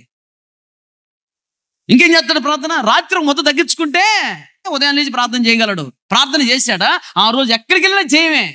తిండి అనేది మత్తు. సాతానుగాడు తిండి మీద ఆశ పెట్టి చాలా మంది సేవకులు నాశనం చేస్తున్నాడు. ఫుల్లుగా తినొచ్చి నిద్రపోతే ప్రార్థన చేయలేడా? పాపంలో పడిపోతాడు ఆ రోజు. ఒకటి. రెండోది, ఫుల్లుగా తిని నిద్రపోయాడా? వచ్చి శరీర కష్టం ఏమి లేదుగా. ఉదయం లేచి అనుకుంది వాకింగ్ అని చేస్తాడా? చేయడు కదా. ఫుల్లుగా తిని పడుకున్నాడు కదా. లోపల కార్బోహైడ్రేట్స్ పెరిగిపోయి షుగర్ బీపీ వచ్చింది. తిండి మత్తు, అది శత్రువుది. తిండిపోతులు త్రాగుబోతులు ఏమవుతారంట? దరిద్రులు అవుతారంట. తిండిపోతు అయిన ఎడల ఏం చేయాలంట? అందరూ సేవకులు ఎవరు మాట్లాడట్లేదు. ఏంటంట? కత్తి పెట్టుకో గొంతుకే. కత్తిది ఏం చేసింది? కట్ చేసిద్ది. ఆ తిండిపోతు తనాన్ని కట్ చేయి. సేవకు రాకమునప్పుడు 9 ప్లేట్లు లెక్క లేకుండా తినేవాడు అన్నా నేను. ఈరోజు 1 ప్లేట్ కూడా తినలేను. ప్రార్థన చేసుకున్నాను, నేను తిండిపోతుడుగా ఉండకూడదు ప్రభు, నరకనే పోకూడదయ్యా అని. కొత్తగా సేవకు వచ్చిన తర్వాత ఒక పాస్టర్ గారితో ఒక సంఘానికి వెళ్ళా బ్రదర్గా. ఫస్ట్ టైం వెళ్ళాను. పరిశుద్ధాత్మ కూడా పొందల. వెళ్ళాను. సేవకు వచ్చి 2 నెలలు అయింది. సంఘానికి వెళ్ళా చిన్న బ్రదర్గా. మనకు పాట పాడటం రాదు, డ్రమ్ము కొట్టడం రాదు, ఏమి రావు. కూర్చున్నా. ఆరాధన జరుగుతుంది, వర్షిప్ చేస్తున్నారు. పాస్టర్ గారు పాట పాడుతూ ఆత్మలు ఆనందిస్తున్నాడు. నేను కూడా అయ్యా పరిశుద్ధాత్మ నాకు కూడా ఇవ్వయ్యా అని బతిలాడుకుంటా ఉన్నా. ఈలోపు సిస్టర్స్ రూములో ఆ మదర్ ఆవిడకి వెళ్ళి చికెన్ తాలింపేస్తుంది ఆ మనిషి. గుమ్మగుమ్మలాడుతూ ఆ వాసన వచ్చేటప్పటికి మనకు మనసంతా అడ్డుపోయింది ఇంకా. ఎందుకంటే అప్పటికే మనం మంచి బ్యాట్స్మెన్ తినటంలో. కొత్తగా వచ్చేప్పుడు సేవకి 9-10 ప్లేట్లు అంటే లెక్క లేకుండా తినేవాడిని. నర్సరావుపేట రామారావు కాలేజీలో డిగ్రీ చదివా. వాటిని దండం పెట్టాడు నాకు. ఏం తిట్ట తింటున్నావు నువ్వు అని. ఇంచుమించు 98 కేజీలు ఉండేవాడిని నేను. అది ఎప్పుడైతే ఆ వాసన వచ్చిందో నా మనసు తడిపోయింది. ఇక అప్పుడుదా పరిశుద్ధాత్మ అడిగి ఉండదు. అడగట్లా కూటమి ఎప్పుడైపోద్దని అయినా, ఈ ఆరాధన ఎప్పుడైపోద్దని అయినా, తొందరగా ఇలా చికెన్ తినచ్చు, ఆకలి అవుతుంది అని అనుకుంటున్నా మనసులో. ఆరాధన అయిపోయింది. పాస్టర్ గారు వాక్యం తీసుకున్నాడు. తీసుకోగానే ఆయన చెప్తున్న వాక్యం ఏంటి తెలుసా? నేను మనసులో అనుకున్న ఆయనకేం తెలుసు?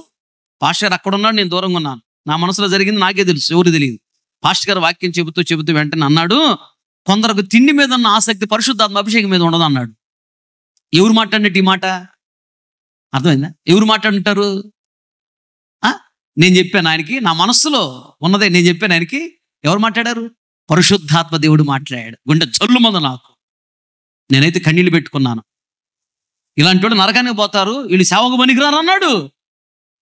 అసలు డైరెక్ట్గా ముఖం మీద కొట్టడం చూడు. అసలు నేను మనస్సులో అనుకున్నా, ఆయనకి ఎలా తెలిసిద్ది? పరిశుద్ధాత్మ దేవుడు తేటగా మాట్లాడుతున్నాడు చూడు. ఇలాంటి వాడు సేవకు పనికిరాడు అన్నాడు. పశ్చాత్తాపంతో కన్నీళ్ళు పెట్టా. అయ్యా నన్ను క్షమించు. ఆ రోజు చేసుకున్న తీర్మానం, నా ప్రాణం పోయిన ఇంకెప్పుడు తిండి మీద నేను ఆశ ఉంచుకోను. తిండి మీద నాకు ఆశ దూరమగును కాక కన్నీళ్ళు పెట్టుకుని ప్రార్థన చేశా. ఈ రోజు నా తిండి మీద ఉండదు. తిండి తినాలని ఆశ, అదే తిండి మత్తు. త్రాగుబోతుడితో పోల్చాడు దేవుడు అక్కడ. చూసావా? వాడు తాగుబోతాడు అంటుంటారా, ఈ పాస్టర్ గారు తిండిపోతాడు. ఇద్దరు సమానమే. ఇద్దరు పోయేది నరకానికి. ఇద్దరు దరిద్రులు అవుతారంట. మత్తు. ఓ శత్రువు అయినటువంటి సీహోను, నీ ద్రాక్ష తోటలోకి, నీ మత్తులోకి మేము రాము. షిత్తిం అనేటువంటి మన జీవితంలో ఉండాల్సిన తీర్మానము, రే సాతానా నీ మత్తులోకి మేము రాము. తిండి మీద ఆశ పుట్టిస్తున్నావా? నాకు అవసరం లేదు. ఆ త్రాగుడైన మత్తులోకి రాము, పానుపరల మత్తులోకి రాము, స్త్రీ మత్తులోకి మేము రాము, ఆ పురుషుల మత్తులోకి మేము రాము. సైతన మత్తులు ఇవన్నీ. ఇంకో మాట చూడు, ఇంకో మాట ఉండిద్ది. యెషయా గ్రంథము 19:14 యెహోవా ఐగుప్తు మీద మూర్ఖత గల ఆత్మను కుమ్మరించి ఉన్నాడు. మత్తుడు తన వాంతిలో తూలిపడినట్లు ఐగుప్తును తన పని అంతటి విషయమై వారు తోల చేసి ఉన్నారు. చాలు. ఇది ఒక మత్తు. మూర్ఖత్వం అనేది మత్తు అంట. ఇది శత్రు యొక్క మత్తు. మూర్ఖత్వం ఉండకూడదు. ఒక్కొక్క సేవకుడు ఎలా ఉంటాడంటే, ఒక పెద్ద సేవకుడు చెప్తుంటాడు, లేదా చిన్న సేవకుడు చెప్తుంటా, అయ్యా నువ్వు చేసే తప్పట్లు వద్దు నాయన అన్నప్పుడు, నేను ఇంతే, నా రూట్ ఇంతే, ఎవరు చెప్పిన వినను, నేను ఇంతే. అప్పుడు ఏమనాలి? అయ్యా నేను కూడా మారాలనుకుంటున్నాను, నా వల్ల కావట్లేదు, నా కోసం ప్రార్థన చేయని అడగాలి రిక్వెస్ట్. నువ్వు చేసేది తప్పు అన్నప్పుడు పశ్చాత్తాప పడితే గొప్ప దీవెన. దావీదు స్త్రీ మత్తులో పడ్డాడు. దావీదు దగ్గరికి నాతాన్ అనే దైవజనుడు వచ్చాడు. దావీదు రాజా నువ్వు చేసింది తప్పు, ఆ మత్తుని విడిచిపెట్టు అన్నాడు. అప్పుడు దావీదు ఏమన్నాడు? నేను రాజుని, ఏది చేసినా సరిపోదు, నువ్వేడు నా చెప్పడం నా ఇష్టం అని మూర్ఖంగా మాట్లాడలా. రాత్రి అంతా పరుపు దడిచిందాక ఏడ్చాడు దావీదు. కనుకనే తరతరాలకు అవసరమైన కృపనిచ్చాడు దేవుడు. అలాగే సౌలు తప్పు చేశాడు. సౌలు తప్పు చేస్తే సమూయేలు దైవజనుడు వచ్చి నువ్వు చేసింది తప్పు అన్నాడు. ఏం చేశాడు? నేను చేసిన తప్పును ఒప్పుకున్నాడా? ఒప్పుకోలా. ఎదురు మాట్లాడి నేను తేలా అన్నాడు ముందు. తర్వాత తెచ్చావు కదా అంటే, సరే తెచ్చాను, నీ దేవుడికి బలి ఇవ్వటానికి తెచ్చాలే. చూసి అటు కవర్ చేస్తున్నాడు. ఒప్పుకోలా. సరే దేవుడికి బలిద్దాంరా, బలిస్తే దేవుడికి క్షమిస్తాడులే. పశ్చాత్తపడలా. సౌలులో మూర్ఖత్వం ఉన్నది, పశ్చాత్తపడలా. ఇశ్రాయేలుకు మొట్టమొదటి రాజు సౌలు. పరిశుద్ధాత్మ అభిషేకం పొందుకున్నవాడు, ప్రవచించిన వాడు, ప్రవచన వరం ఉంది ఆయనకి. పరిశుద్ధాత్మ అభిషేకం పొందినవాడు, ఇశ్రాయేలులో మొట్టమొదటి రాజు అయిన, గొప్ప ఘనత పొందినవాడు, గొప్ప దీవెన పొందినవాడు, అభిషేకించబడినవాడు. మూర్ఖత్వం అని మత్తు వలన ఉన్న దీవెన మొత్తం పోయిన చూడు. ఒకే రోజు తన కొడుకులు మొత్తం యుద్ధంలో చనిపోయారు. తన ఇంట్లో ఉన్నటువంటి స్త్రీలు మొత్తం ఒకేసారి విధ్వరాన్లు అయిపోయారు. రాజ్యం పోయింది, అధికారం పోయింది, దీవెన పోయింది, ఘనత పోయింది, ఆశీర్వాదం పోయింది, నరకానికి పోయారు. ఏ మత్తిది? మూర్ఖత్వం అనే మత్తు. వాక్యము ద్వారా దేవుడు నీతో మాట్లాడినప్పుడు, నీకంటే పెద్దోళ్ళు సేవకులు నీకు ఒక మాట చెప్పినప్పుడు, కొన్ని సందర్భాల్లో నీకంటే చిన్నోళ్ళు ఒక మాట చెప్పినప్పుడు పశ్చాత్తాపడి ఆ తప్పుని విడిచిపెడితే, ఆ మత్తుని విడిచిపెడితే అది గొప్ప దీవెన. నువ్వు నాకు చెప్పేది ఏంది? నేను ఇంతే, నా ఇష్టం. అలాంటి మూర్ఖపు మాటలు మాట్లాడి మూర్ఖంగా నడిస్తే, మూర్ఖత్వాన్ని మత్తులో ఎవరైతే ఉంటారో సౌలు వలె అన్ని పోగొట్టుకుంటారు.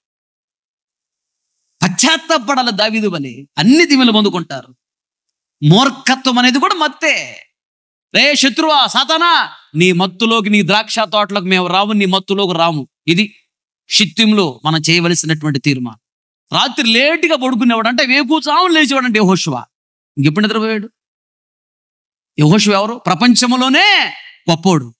ప్రపంచంలో గొప్ప వాళ్ళు అయిన వాళ్ళు అందరూ గుర్తుపెట్టుకోండి, తక్కువ నిద్రపోయిన వాళ్ళు ప్రపంచంలో గొప్పవాళ్ళు అయ్యారు.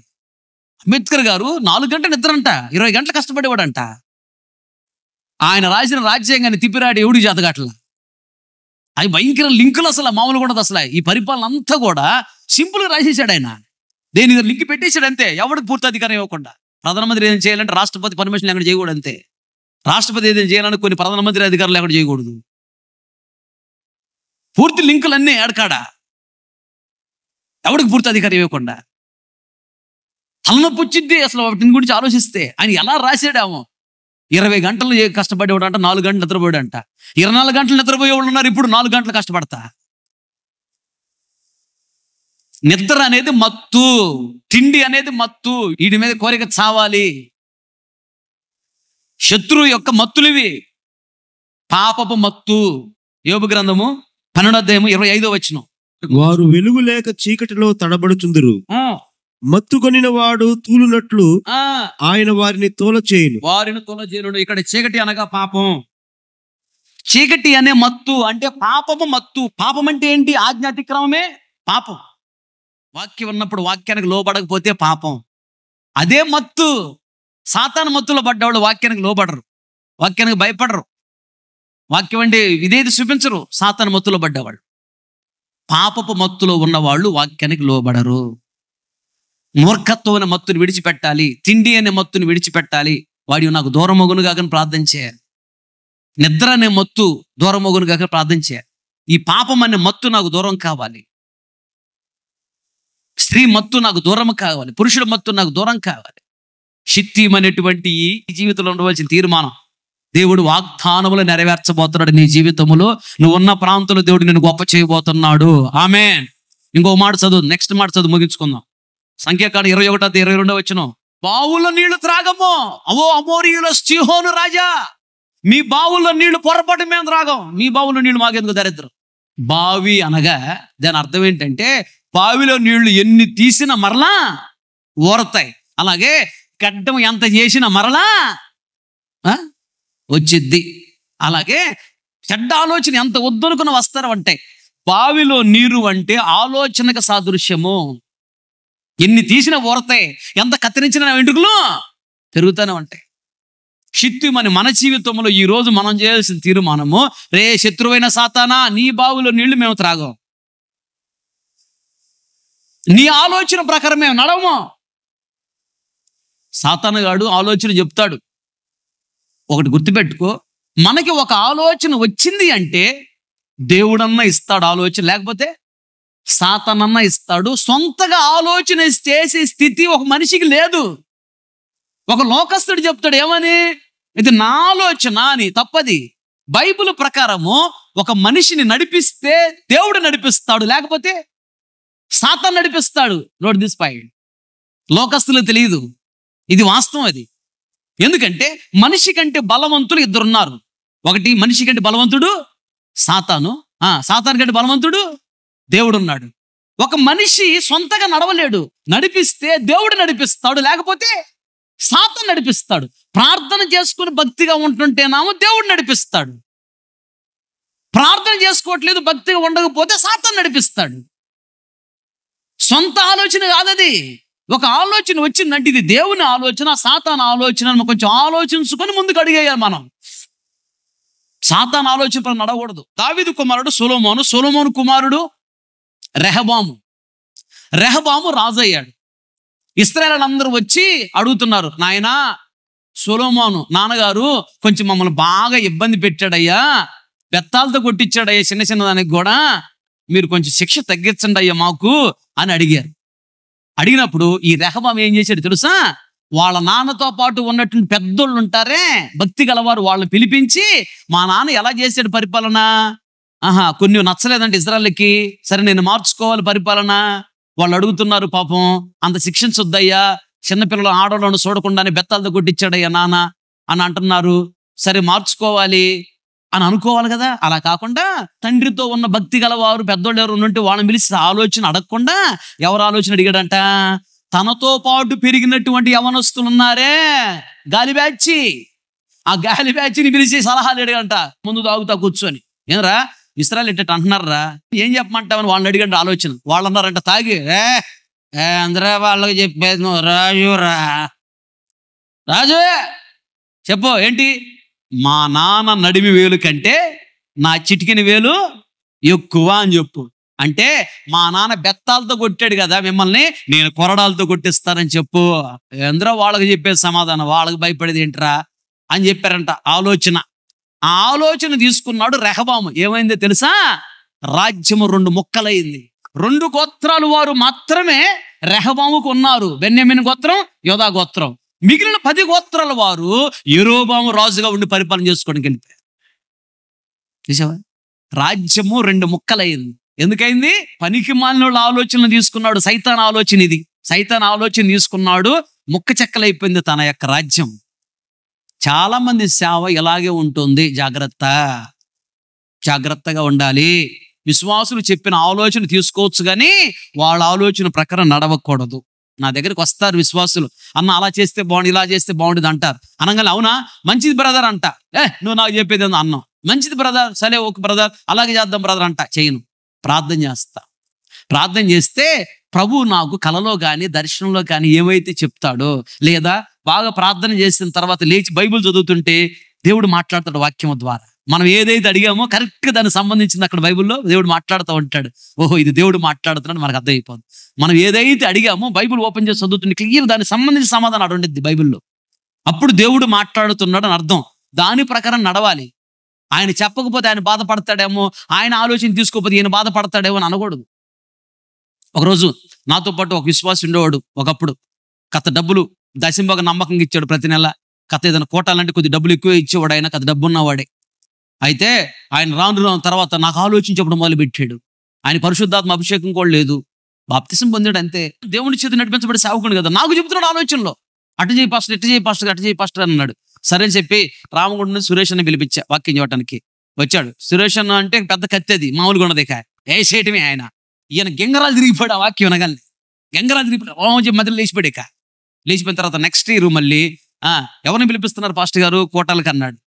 ఎవరినంటేనో రామగుండ సురేష్ అన్నే పిలిపిస్తున్నా అన్నాను.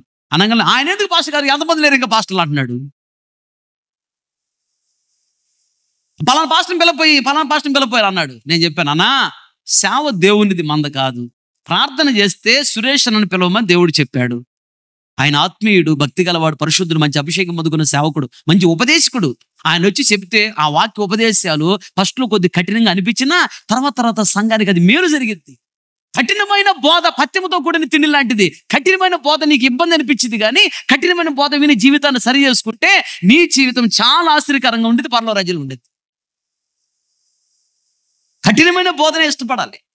దేవుడు చెప్పాడన్నా ఆ పాస్టర్ గారిని పిలవమన్నాడంటే సర్లే పాస్టర్ గారు మీ ఇష్టం వచ్చినట్టు చేసుకోండి అన్నాడు. ఆయనే పెద్ద విశ్వాసి, మనకి డబ్బులు బాగా ఇచ్చేవాడు. కాస్త ఇంక పెద్ద సంఘం లేదు, చిన్న సంఘమే నాది. ఆయనే కాస్త డబ్బులు బాగా ఇచ్చేవాడు, దశం బాగా ఇచ్చేవాడు. నమ్మకానుక అమ్మో ఆయన దూరం అయిపోతాడని ఆయన ఆలోచన నేను తీసుకోవాలా. దేవుడు చెప్పింది చేశా. కొద్ది రోజులు పోయిన తర్వాత చిన్నగా ఆయన మందిరానికి దూరం అయ్యాడు, సంఘానికి దూరం అయ్యాడు. ఆయన చెప్పిన మాట నేను వింటలేదని వెళ్ళి బ్రతిమలాడా, కన్నీళ్ళు పెట్టుకొని బ్రతిమలాడా. నేను రానన్నాడు. సరిపోన్నాను. అప్పుడు ప్రార్థన చేశా, ప్రభువా కన్నీళ్ళు పెట్టుకొని ప్రార్థన చేస్తా, ప్రభువా అయ్యా ఆయన మందిరానికి దూరం అయిపోయాడు అయ్యా అని ప్రార్థన చేస్తున్నా. ప్రభు అన్నాడు, నేనే ఆయన దూరం చేసి నువ్వెందుకు ఎడుతున్నావు అన్నాడు. దేవుడు నాతో చెప్పాడు, నేనే అతను దూరం చేశాను. ఆయన ఉన్నంత కాలం నువ్వు ఆయన చుట్టూ తిరుగుతున్నావు, నా చుట్టూ తిరగట్లేదు. ఇంకా ప్రతిదీ ఆయన అడుగుతున్నావు, నన్ను అడగట్లేదు. నువ్వు నేను సేవకు పిలిచింది నేను, ఆయన ఒక మనిషి, నేను శ్రీమంతుడను అన్నాడు యేసయ్య. ఆయన ఉన్నంతసేపు నువ్వు నా మీద ఆధారపట్లా, ఆయన చుట్టూ తిరుగుతున్నావు. ఆయన ఇస్తాడనే, ఆయన స్థలం ఇస్తాడు, ఆయన మదన గట్టిస్తాడని, కోటీశ్వరుడనే, అందుకు నేనే దూరంగా పెట్టా అన్నాడు. నేనిస్తా నీకు చూడు అన్నాడు. అప్పుడు ప్రభు నన్ను క్షమించని చెప్పేసి ఇక ఆయన గురించి ప్రార్థన చేయడం మానేసి, ప్రభా నన్ను ఆశీర్వదించు ప్రభు నీవే దిక్కని అప్పటి నుంచి ఇక దేవుడి మీద ఆధారపడి ఏడ్చి ప్రార్థన చేయడం మొదలు పెట్టానా. ఆయన ఊహింతలో ఇంత పెద్ద స్థలం కొని ఇంత పెద్ద మదిని కట్టా. ఉన్నంతకాలం స్థలం కొనలేకపోయి మదిన కట్టలేకపోయా. కొందరు దేవుడు దూరం చేస్తాడు, ఏ కంగారు పడగాక ఆడగాక.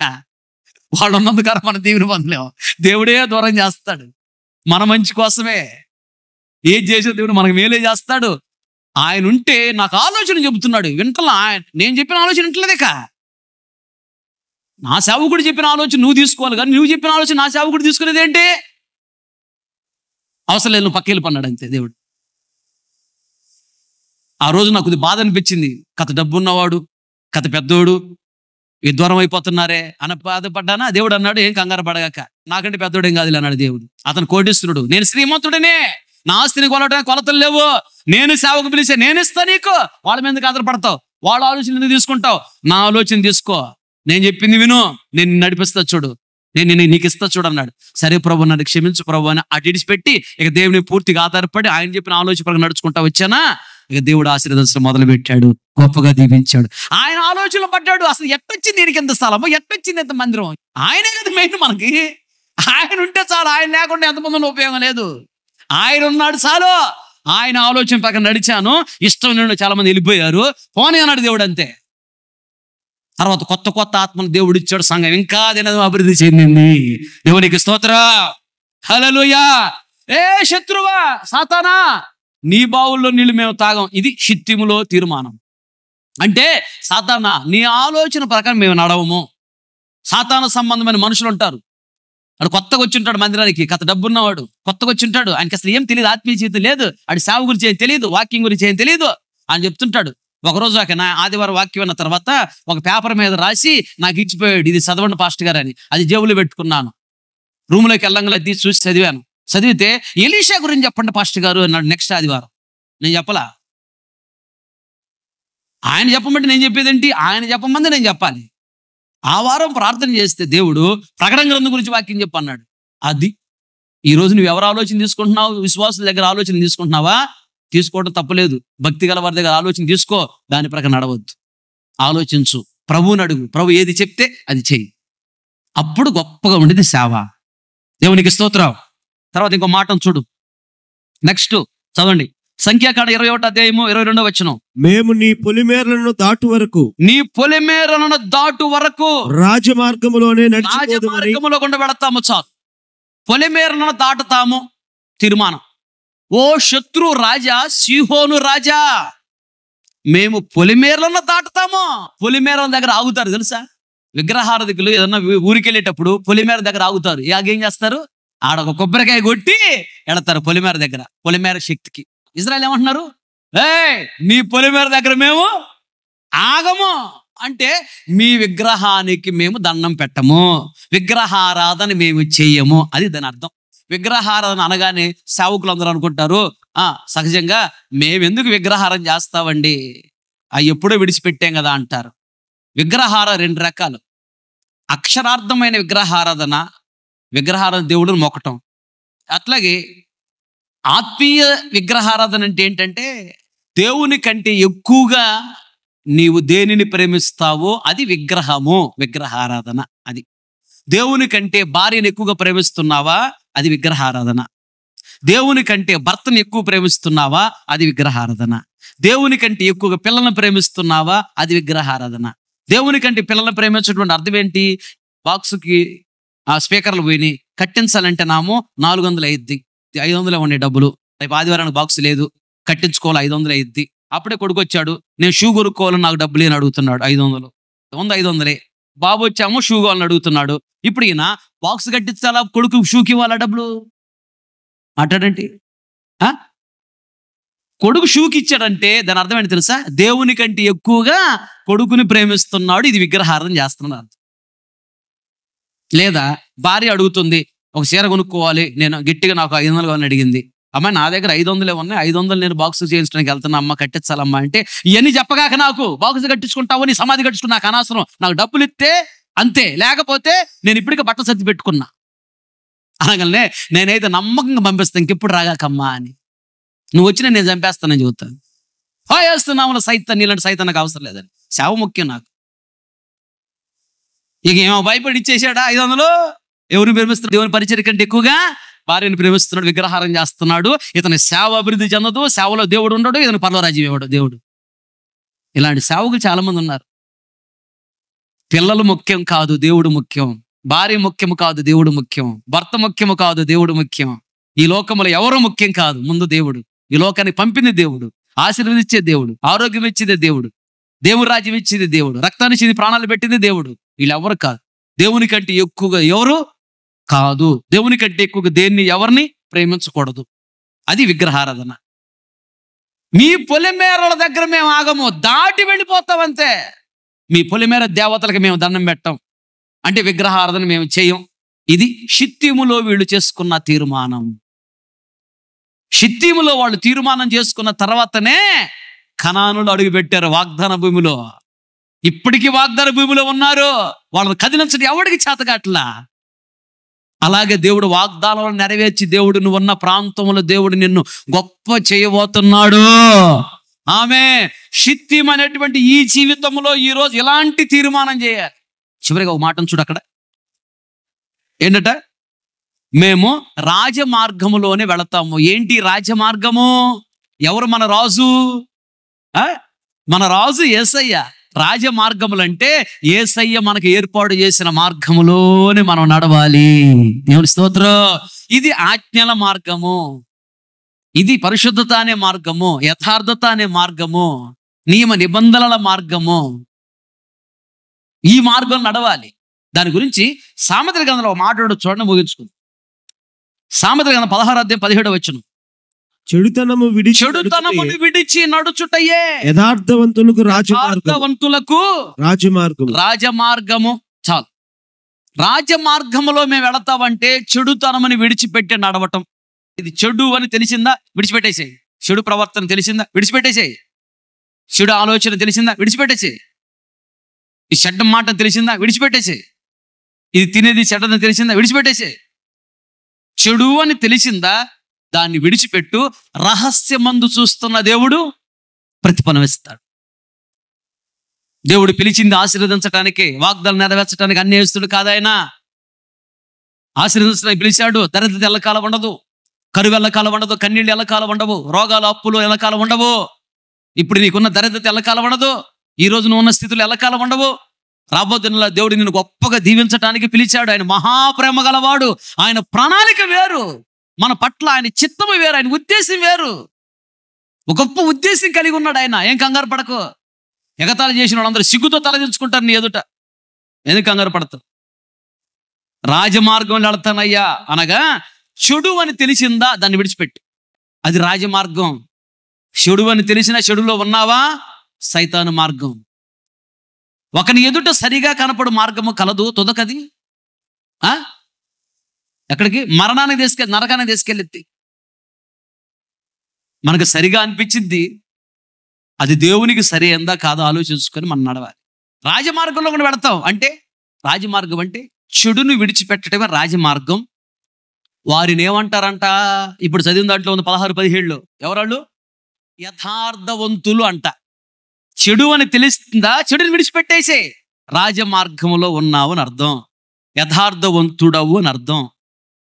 యథార్థవంతులు దేవుడు ఎలా దీవిస్తాడంట? 84వ కీర్తన 11వ చరణం చూడు. దేవుడైన యెహోవా సూర్యుడును కేడెమునై ఉన్నాడు. యెహోవా కృపయు ఘనతయు అనుగ్రహించును. యథార్థముగా ప్రవర్తించు వారికి ఏ మేలును చేయక. కోటగేటగా చెప్పట్లో చెడుని విడిచిపెట్టటమే రాజమార్గము. అంటే వీళ్ళని యథార్థవంతులు అంటారంట. యథార్థవంతులకు దేవుడు ఏ మేలు చేయక మానడంట. ఆయన సూర్యుడిగా ఉంటాడు. సూర్యుడు ఏం చేస్తాడు? వెలుగునిస్తాడు. అంటే జీవితాన్ని వెలుగుమయం చేస్తాడు ఆయన యథార్థవంతులకు. కేడెము, శత్రువుని ముట్టకుండా కాపాడతాడు. కేడెమంటది. అలాగే ఆయన కృపనిస్తాడంట. కృపలు అన్ని దీవెనలు దాగి ఉంటాయి. ఘనతనిస్తాడంట. ఒక మాట చెప్పాలంటే యథార్థవంతులకు ఏ మేలు చేయక మారడంట. దేవునికి స్తోత్రం. అన్ని మేలులు చేస్తాడు. మోకరించండి, ప్రార్థన చేసుకో. మహాగణుడా, మహోన్నతుడా, సర్వశక్తిమంతుడా, సర్వకృపానిదేవి తండ్రి, మీకు స్తోత్రాలు ప్రభువా. ఈ దినం మీ సేవకుల గుడికిలో మమ్మల్ని అందరినీ చేర్చి, ఈ దినాన ప్రభువా మీ దాసులను అభిషేకించి శ్రేష్టమైన ఉపదేశాన్ని మా ఎదుట ఉంచారు. మాతో మాట్లాడారు, మమ్మల్ని హెచ్చరించారు. ప్రభువా మీకు స్తోత్రం తండ్రి. ఇశ్రాయేలు ప్రజలను ఐగుప్తు నుంచి విడిపించి అయ్యా వారిని బాగా సరి చేసుకునేటట్లుగా మీరు కృప చూపించారు. అలాగే వారు బాగా తీర్మానం చేశారని ప్రభువా ఇది నాన్న మీరు మాతో మాట్లాడారు తండ్రి. మీకు స్తోత్రాలు. మేము ఎప్పుడైతే తీర్మానం చేసుకుంటామో, సరి చేయబడతామో, తీర్మానంలో నిలిచి ఉంటామో, అప్పుడే మీరు వాగ్దానాలు మా జీవితాల్లో నెరవేర్చే దేవుడిగా ప్రత్యక్షమైనందుకు స్తోత్రాలు చెల్లిస్తున్నాను ప్రభువా. అవునయ్యా, ఎన్నో సార్లు తీర్మానం చేశాము గాని తీర్మానాల్లో నిలబడలేకపోయాం ప్రభువా. మమ్మల్ని క్షమించండి నాయన. ఎన్నో తీర్మానాలు చేస్తున్నాం, తీర్మానంలో నిలబడలేకుండా బలహీనమైన స్థితిలో అనేక సార్లు వెళ్ళాం ప్రభా, మమ్మల్ని క్షమించండి ప్రభా. మీ రక్తంతో మమ్మల్ని కడగండి ప్రభా. మీ జీవం కలిగిన వాక్కు చేత మమ్మల్ని పరిశుద్ధపరచమని ప్రార్థిస్తున్నాను ప్రభా. మీ ఆత్మ అగ్ని చేత మమ్మల్ని దహించమని ప్రార్థిస్తున్నాను ప్రభా. మీకు స్తోత్రాలు నాయన తండ్రి. చిత్తం అనగా తుమ్మ చెట్టని అయ్యా, అది మనిషి యొక్క జీవితానికి సాదృశ్యంగా ఉందని మీరు బయలుపరిచారు అయ్యా. తుమ్మ చెట్టును ప్రత్యక్షపు గుడారములో ఉన్నతమైన ఉపకరణములు చేయడానికి మీరు వాడమన్నారు ప్రభా. అలాగే దేనికి పనికిరాని మా జీవితాలను ప్రభా మీరు ఏర్పరచుకొని మీ రక్తము చేత కడిగి విలువైనటువంటి అయ్యా వ్యక్తులుగా తీర్చిదిద్దారు ప్రభా. మీకు స్తోత్రాలు చెల్లిస్తున్నాను ప్రభా. ఆనాడు ప్రభా ఇశ్రాయేలు ప్రభా షిత్తీము లోయలో నిలిచి ప్రభా శత్రువుతో అయ్యా తీర్మానం చేశారు, శత్రువుతో సవాల్ చేశారు అయ్యా. 5 విధాలుగా తీర్మానాలు చేశారు ప్రభా. అలాగే ఇది మా జీవితాల్లో కూడా అయ్యా శత్రు సంబంధమైన పొలములోనికి అనగా శత్రు సంబంధమైన ఆకర్షణలోనికి మేము వెళ్ళకుండానట్లుగా ప్రభా మీ కృప మాకు దయచేయమని ప్రార్థిస్తున్నాను ప్రభా. సాతాను సంబంధమైనటువంటి అయ్యా మత్తులోనికి మేము దిగిపోకుండా, తిండి నిద్ర అయ్యా స్త్రీ అనే మత్తులోనికి మేము పోకుండా మమ్మల్ని కాపాడమని ప్రార్థిస్తున్నాను ప్రభా. యేసయ్యా సహాయం చేయండి. ఆత్మ సంబంధమైన దరిద్రత వస్తుందని మీరు బయలుపరిచారయ్యా. అలాంటి మత్తులోనికి మేము దిగిపోకుండా, దరిద్రులను కాకుండా మీ శ్రేష్టమైన ఉపదేశాన్ని మాకు ఇచ్చినందుకు స్తోత్రాలు చెల్లిస్తున్నాను ప్రభా. అయ్యా తిండిని నిద్రను అయ్యా రకరకాల మత్తులను జయించడానికి మీరు కృప దయచేయండి ప్రభా. మూర్ఖత మాలో ఉండకుండా సహాయం చేయండి ప్రభా. అయ్యా చెడుతనం విడిచిపెట్టుటకు సహాయం చేయండి ప్రభా. పాప సంబంధమైన ఏ అనుభవం, ఏ మత్తు మాలో ఉండకుండా సహాయం చేయమని ప్రార్థిస్తున్నాను. పాపపు మత్తులు ఎవరు పడకుండా ప్రతి సేవకుని కాపాడమని ప్రార్థిస్తున్నాను ప్రభా. సహాయం చేయండి అయ్యా. అయ్యా అలాగే శత్రు సంబంధమైన పావులలో ఉన్నటువంటి నీటిని త్రాగమని వాళ్ళు తీర్మానం చేశారు ప్రభా. అయ్యా సాతాను సంబంధమైన ఆలోచనతో మేము నింపబడకూడదు, సాతాను నడిపింపులోనికి మేము వెళ్ళకుండానట్లుగా ప్రభా మీరు మా కృప దయచేయమని ప్రార్థిస్తున్నాను ప్రభా. మీ దివ్యమైన ఆలోచనలు, మీ దివ్యమైన నడిపింపు మాకు దయచేయండి ప్రభా. ప్రతిదినం మీ పాద సన్నిధిలో మీ ఆలోచనల కొరకు, మీ తలంపుల కొరకు, మీ ఆత్మ నడిపింపు కొరకు మేము అందరము మోకరించి ప్రార్థించుదము గాక ప్రభా. మీతోనే గడుపుదము గాక ప్రభా. 4వదిగా ప్రభా శత్రు సంబంధమైన పొలిమేరలను దాటిపోతామని వారు తీర్మానం చేశారయ్యా. అయ్యా విగ్రహారాధన సంబంధమైన అనుభవాలు ఏ సేవకుల్లో ఉండకుండా సహాయం చేయండి అయ్యా. మీకంటే ఎక్కువగా దేన్ని ప్రేమించినా అది విగ్రహారాధన అవుతుందని తెలియజేసావు ప్రభా. మిమ్మల్ని ప్రభా ప్రేమించి మీ మార్గములో నడుచుటకు మాకు సహాయం చేయమని ప్రార్థిస్తున్నాను ప్రభా. 5వదిగా రాజ మార్గములోనే మేము నడిచిపోతామన్నారు ప్రభా. అయ్యా అద్భుతమైన తీర్మానాలు చేశారు. అందుచేతనే వారు కనాను దేశంలో ప్రవేశించి వాగ్దానాలు స్వతంత్రించుకున్నారు ప్రభా. నేటికి వారు అయ్యా జయ జీవితం చేస్తున్నారు ప్రభా.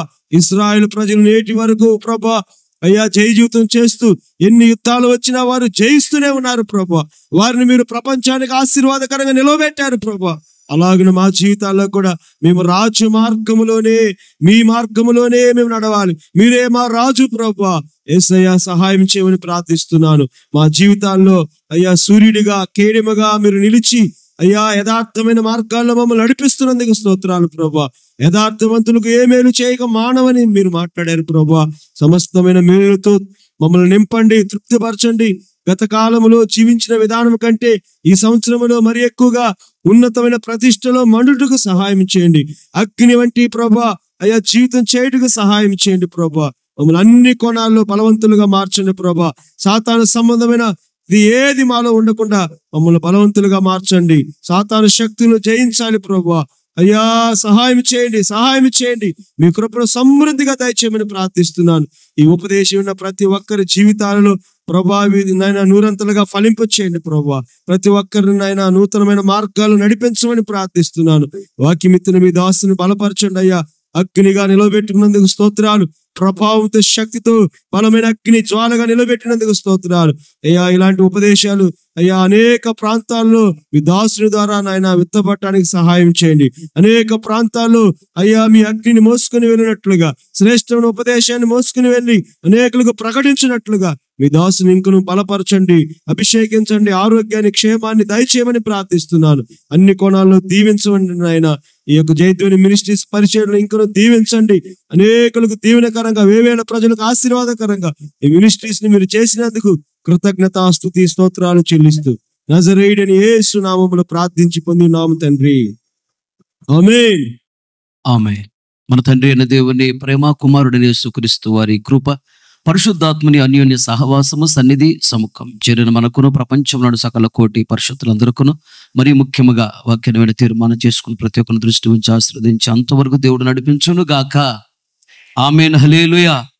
ఇంతటితో ఈ సేవకుల కూడికి ముగించబడింది. ఓపికతో వాక్యం మీ అందరికీ ప్రభు పేరట నా హృదయపూర్వకమైన వందనాలు తెలియజేస్తూ ఉన్నాను.